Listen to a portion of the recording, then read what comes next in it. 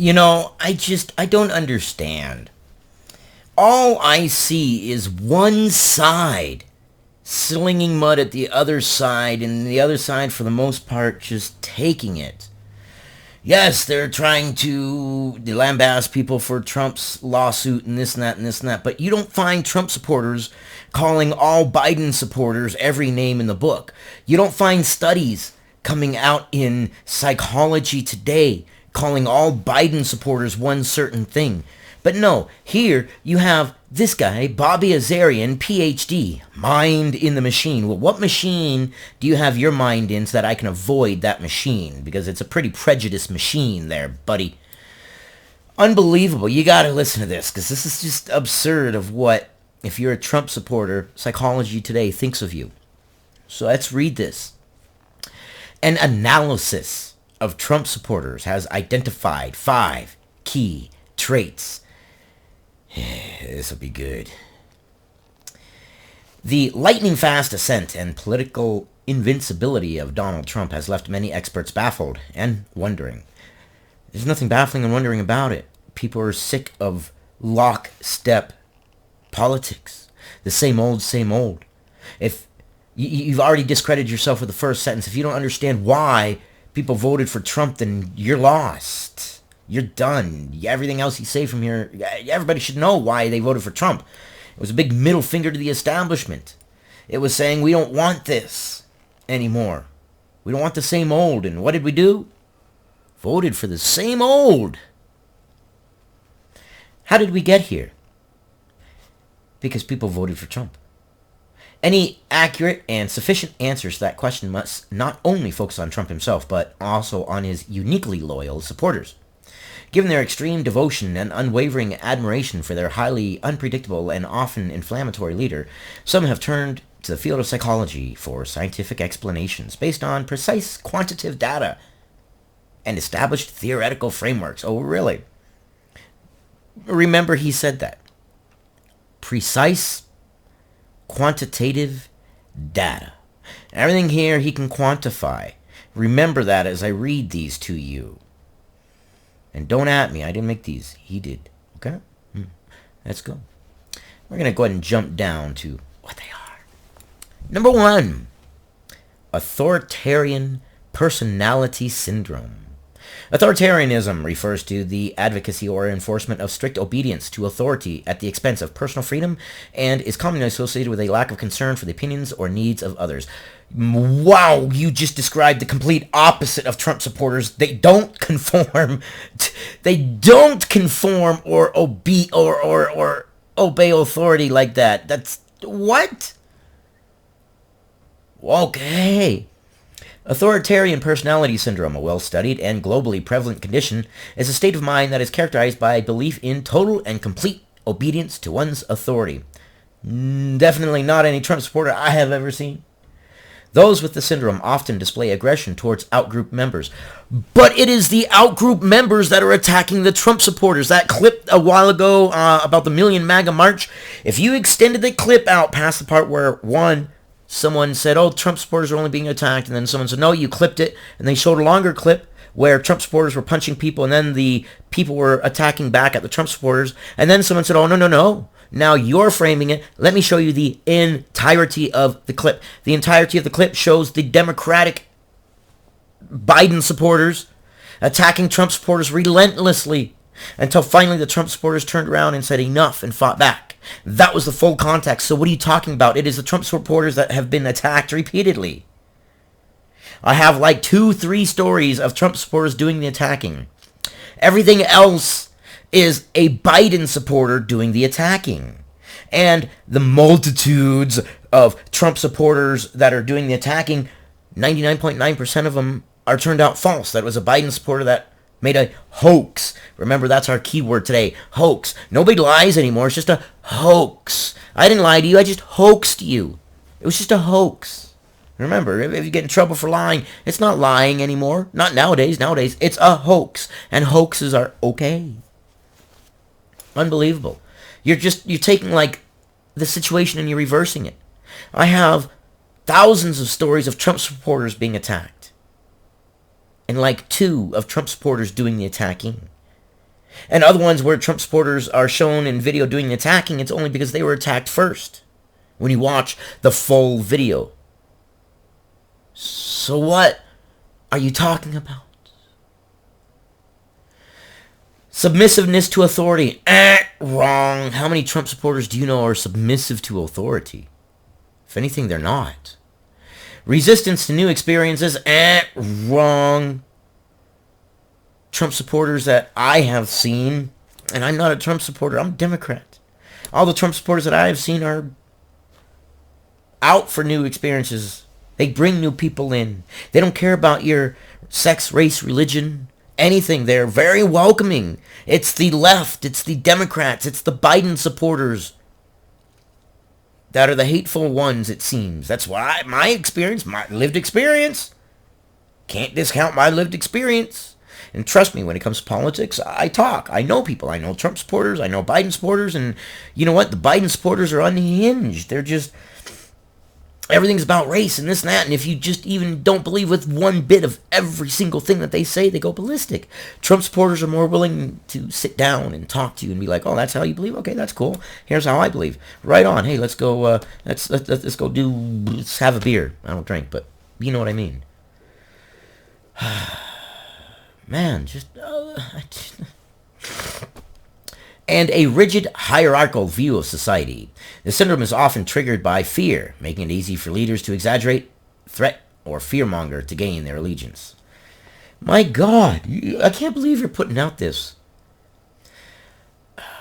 Although authoritarian personality is found among liberals, it's more common among the right wing around the world. No! President Trump's speeches, which are laced with absolutist terms like losers and complete disasters, are naturally appealing to those with the syndrome. No, it's not. You are totally twisting everything. Wow. Let's go to the other one.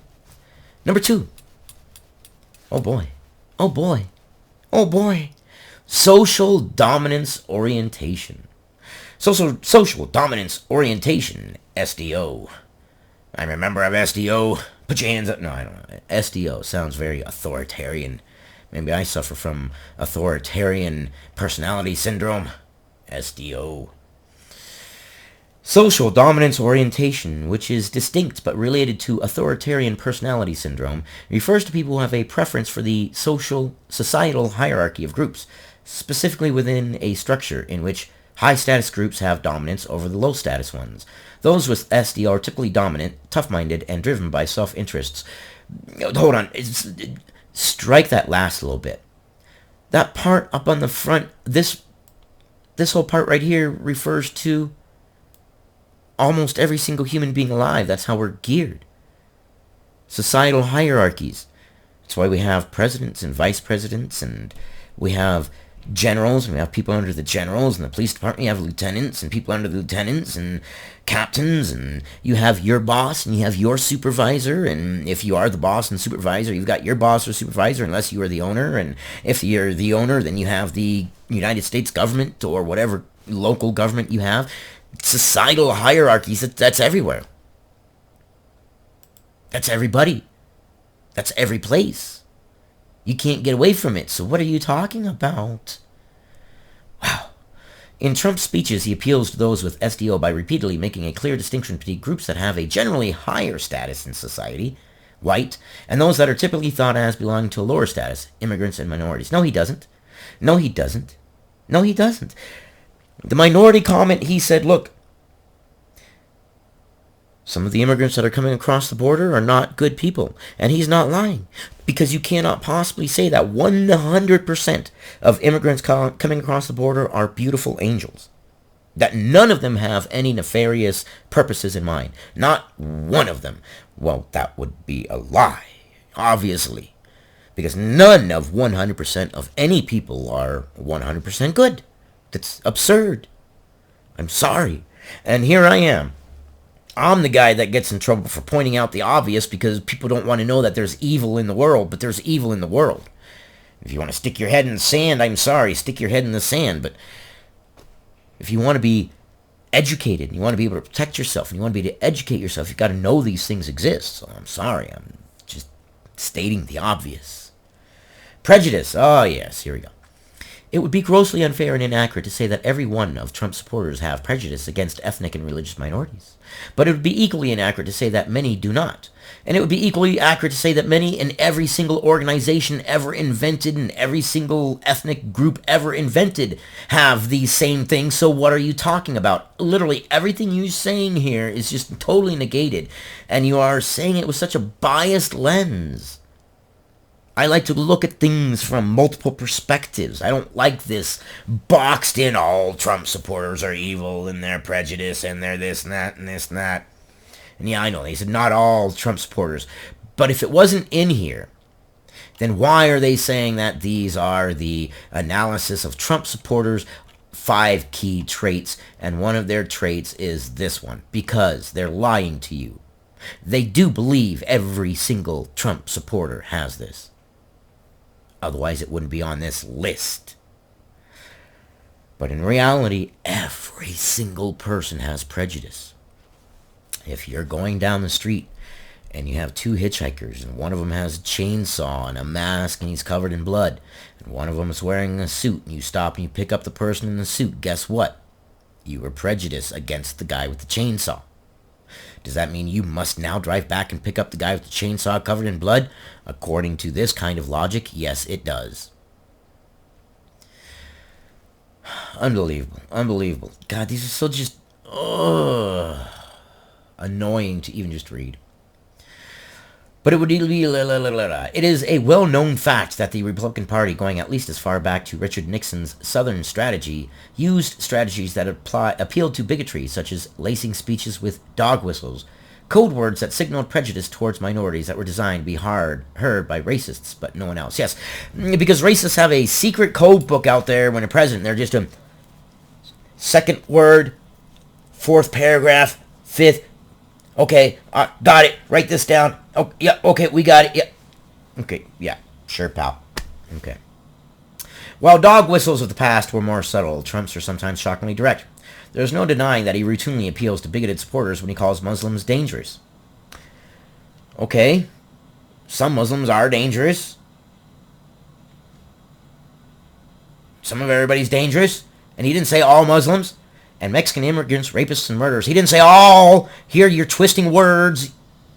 This is a lie. He didn't say this. He didn't say all. I hate supporting Trump like this. I really hate it, but I'm forced to. He didn't say all Muslims. I wouldn't call the Muslim religion a religion of peace. And if you believe it is, I can show you a million videos of some pretty bad brutality that might change your mind. And he didn't say all Mexicans are rapists and murderers. He said when they're coming across the border, some are. And he's not wrong, because literally right after he said that, we had 3 cases right in a row of somebody who literally did those very things. So they happen. So what are you talking about? Intergroup contact.